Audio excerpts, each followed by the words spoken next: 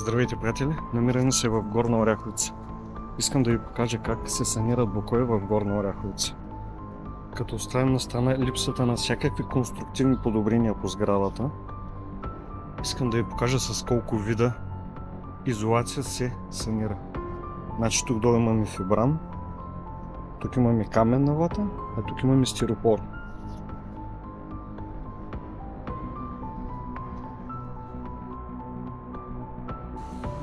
Не знам дали това ви изглежда на здрава основа, върху която тепърва ще се излива бетон и дали не е трябвало да се укрепи преди последващите действия.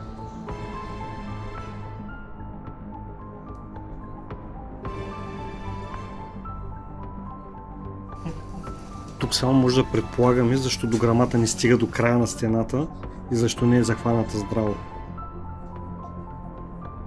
А за контакта, оставен на външните метеорологични условия, нямам думи.